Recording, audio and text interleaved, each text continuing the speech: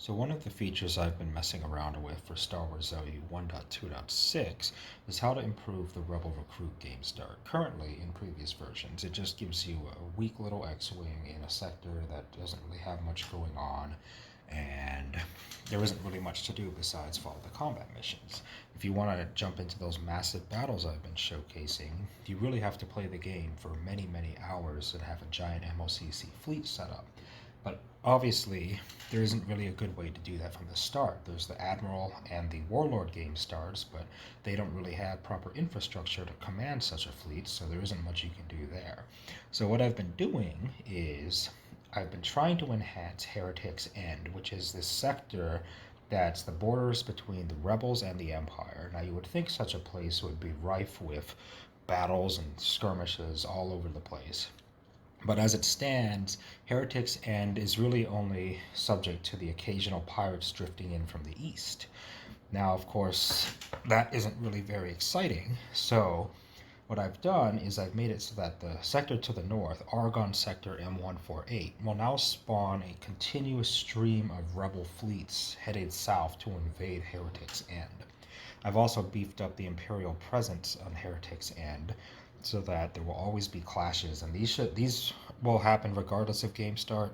They will always be persistent, so you can start an Empire game start and come here to fight for the Empire, and vice versa.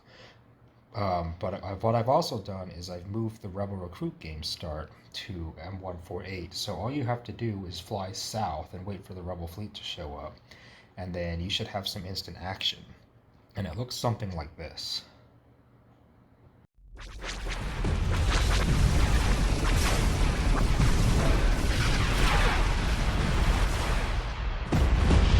Tornado missile.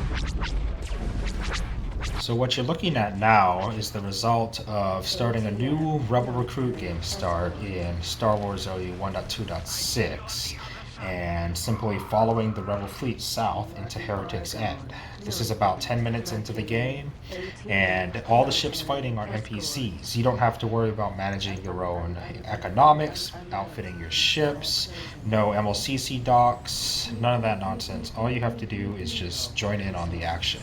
And make sure you don't get obliterated, of course. Now, you can also play as the Empire and come here and fight for the Empire, or a faction that's against both of these. These battles should be persistent throughout the entire game, so not just at the start. They should always be happening.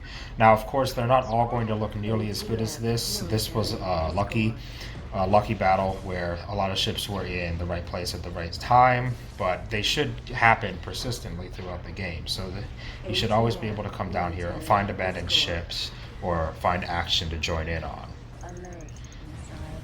Now, this is I've gone quite overboard with all the NPCs. I know everyone doesn't have a computer that can handle this. I'm still tweaking the size of the fleets and how many fighters all the ships are going to bring with them. As you can see right here, this is just absolute chaos. A lot of poor computers are going to melt with this, so I will tone it down. I'm still working on it. I've also replaced the starting X-Wing with a fully kitted out X-Wing prototype to give you much more of an advantage going ahead into this fight than the standard X-Wing are, because that honestly can't stand up against all these scimitars that the Imperial Remnant is fielding. So I'm still messing around with it. I'll keep tweaking it, and we'll see what happens. I'm not sure how this is going to affect performance in the long run, but you know, it also leaves the chance that you might find an abandoned capital ship at the start of the game. Just saying. Storm missile self-destructed.